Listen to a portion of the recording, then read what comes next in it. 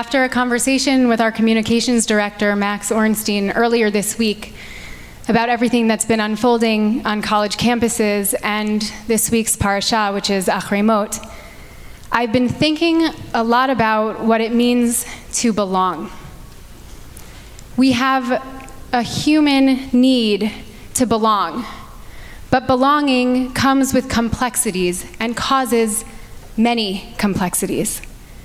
Irish poet, theologian, and conflict mediator Pádraig Ó Tuama captures this feeling when he writes, "Belonging creates and undoes us both." Belonging creates and undoes us both.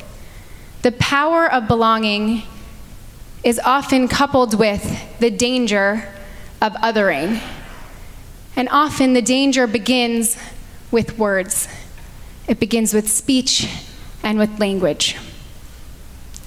Our hearts break and our minds are spiraling as we think about Jewish students, staff members, and Jewish communities at large, like Hillel or Chabad, just to name a few, on campuses across America, who are feeling unsafe, pushed out both physically and emotionally, and unwanted.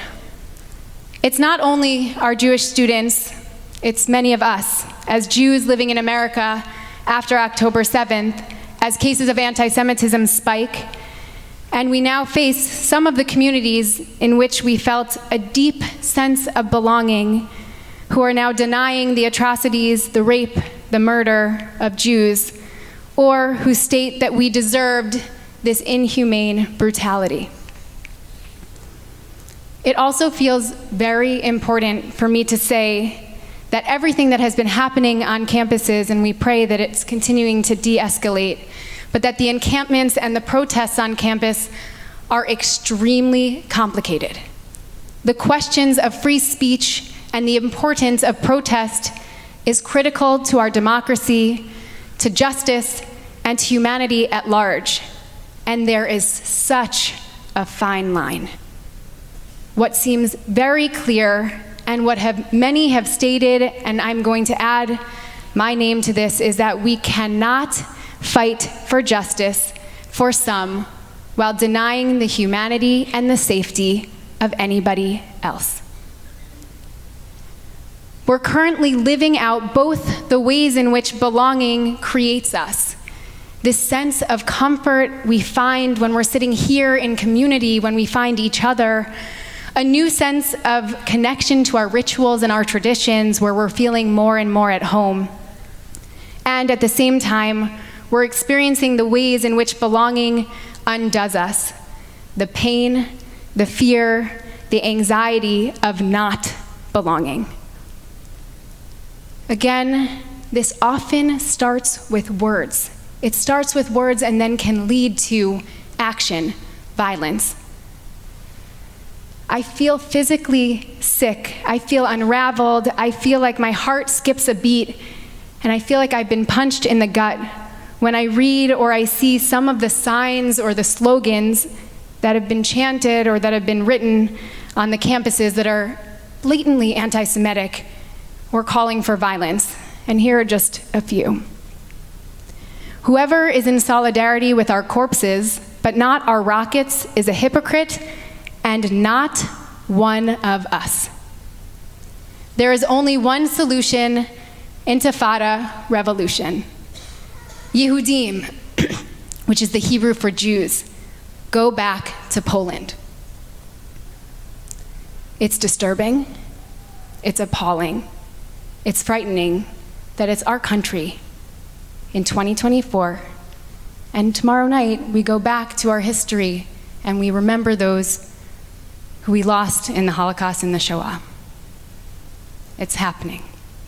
And we feel it, that fear, that sense of not belonging. And it almost feels like adding insult to injury as we turn to our Parsha this week. Often I like to turn to the Torah for comfort, for words of comfort, but this week, our Torah brings us words which once again are used as a fence or a boundary to keep some out. The words that suck the air out of the room, They make our hearts skip a beat, and they cause us to feel as though we've been punched in the gut. Ve'et zachar lo tishkav mishkavei isha toevahi. Do not lie with a man as one lies with a woman. It is an abhorrence. To hear the prohibition of homosexuality in the Torah read out loud is harrowing. It's even coupled later with a verse that declares that death is the punishment for homosexuality. Whenever we get to this parasha, I'm always drawn to the wisdom and the words of Rabbi Stephen Greenberg. He's an author, a speaker, and also the founder of Eshel, which is the Orthodox LGBTQ+ community support education organization. Rabbi Greenberg writes, "The ordinariness of the reading about a sexual perversity worthy of death for a young person going through puberty is not short of suffocating." The words itself can suffocate us, not just young people. While we know that people are no longer put to death for such things in our community, when the verse is read with no attempt to condition, explain, or contain the content, it leads to inevitably to anxiety, debilitating self-hatred, overwhelming fears of rejection, and the portent of communal shame. This pasuk, these 8 words, ostracize so many of our beloved community members, their family members, and all of us, each one of us as allies. They have been cited and used, the words are used as permission to murder, to humiliate, to make LGBTQIA+ people second-class citizens. Greenberg goes on to say that despite the pain they cause, we have to read these words, which is something that Alex will be speaking a little bit more about later. And we have to meet them head on when we read them. He says, while the verse cannot and should not be excised, it also cannot be passed by over unmentioned. The only remedy, he says, is speech. Words need to be met with words. And so I'm here to say very loudly and clearly that we all belong here. No matter what our sexual orientation is, what we look like, how much money we make, our politics, you are a part of us, a part of our tradition, a part of our very being as a community, and as a people, we are a part of you. I want to fill the whole of darkness and silence that these words create in our souls with a clear and open statement of love, acceptance, and belonging. This is our tradition, and we will wrestle it together. But this morning, here at BJ, these words do not draw a line between any of us. There is no othering. We sit here belonging and in pain together. We sit here creating belonging amongst all who read these words and cry out for justice and for love, who question the meaning of these words and warn against the danger that is encapsulated within them. Words have the power to hurt, to push people out, but they also have the power to make us feel as though we belong. And a couple of years ago, The New Yorker did a profile on Pádraig Ó Tuama, this Irish poet that I mentioned before, the theologian and the conflict mediator, who said that belonging creates and undoes us both. He actually has a podcast, if you're familiar, it's called Poetry Unbound, or the On Being podcast, which I adore. He is connected to that as well with Krista Tippett. His own story is one of longing and belonging, of undoing and of creation.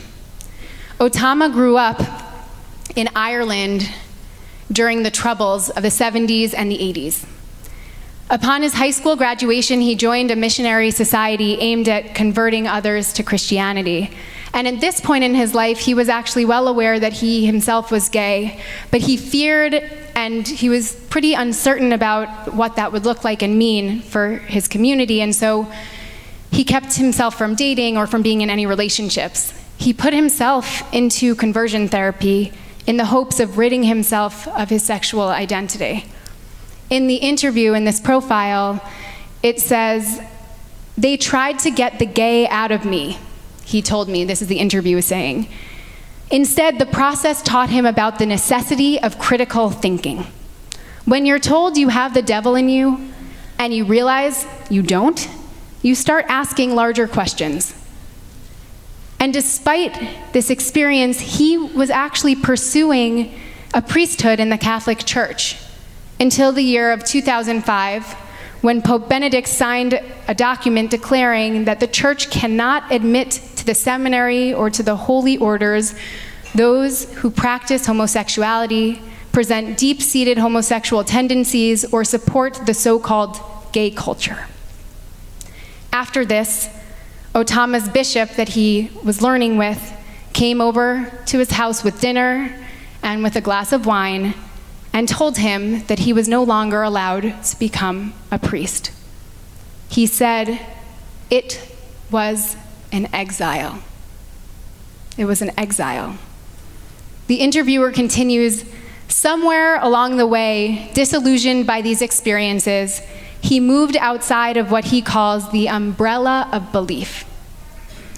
Ó Tuama pivoted from the priesthood and began working as a community mediator, attempting to resolve Irish political conflicts.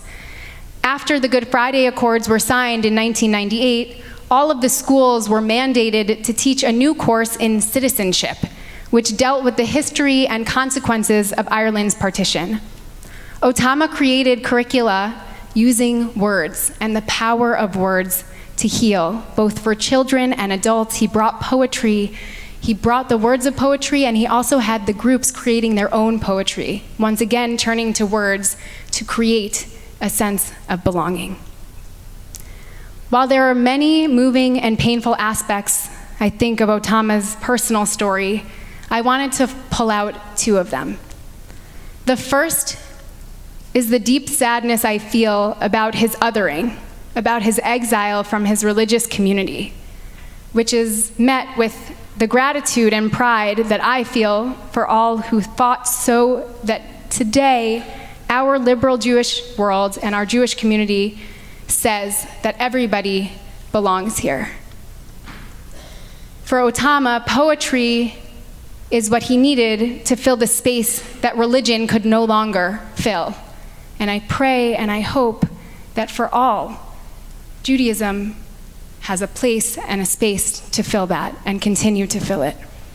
I feel deeply proud to be a part of the BJ community, a community which became unaffiliated long before any others because the movement was not yet ordaining queer rabbis. And while it took longer than we all wish, I feel grateful to the conservative rabbis and the movement like Gordon Tucker, who laid the foundation for traditional change with his masterpiece tshuva, Drosh v'kabel schar. You should expound on the Torah and you'll receive reward. Halachic and meta-halachic arguments concerning Judaism and homosexuality. It is movement and understanding like this which say loudly and clearly, you belong here. We all belong here. You don't need to leave religion to belong. Your voice is needed here. Your voice is Torah. I think about all of the Torah in which rabbis over the past years and years have brought into our community, our queer rabbis have brought into our community, and I wonder how the church could have been illuminated by the leadership of Ó Tuama, what it would have looked like, how it could have blossomed and flourished. The second is what I wanted to think about in terms of his use of words as a way of healing, the way he turned to words. Ó Tuama's love for poetry and the way that he chose to select words as a way to heal and words as an invitation to complexity rather than to create dichotomies or binary. Poetry is the use of words that actually breaks binaries rather than putting up the words to create them, to say you're in or you're out. If you were to ask Ó Tuama in this interview, it says, whether he believes in God today, he'll quote poetry. "I'm bored by the yes or the no," he said. Part of what feels so confusing and so painful about the protests and the encampments on campus, and more generally the war in Gaza and the reality of our world, is how binary everything has become. We either belong or we don't. We're in or we're out. We are pro or we are anti. And you can't hold multiple pros and antis, which I don't believe is true. There is a right and there is a wrong. It's what it feels like often today. But rather than using words to create these kinds of fences that keep some of us in and others out, poetry invites it all. And Ó Tuama used poetry as this tool for healing when teaching about citizenship and what it means to belong and not another group. While he stepped away from religion, he's still a deeply spiritual person, and in many of the interviews he actually talks about how poetry and prayer are one and the same. They're both a space for feeling and a way to cultivate curiosity and awe, to connect with that which is beyond us and also that which is deep within us. Poetry and prayer leave space for longing while also belonging. And so my prayer on this Shabbat of Aharei is that we work hard on finding ways in which belonging can be created without a call for violence, without a sense of othering, but with a sense of deep connection and understanding of codependence, with curiosity and with awe, that we create belonging without undoing, and that we meet the silence of painful words that shut people out with words of open hearts and words that capture the complexity of what it is to be a part of something so much bigger than ourselves. Shabbat Shalom.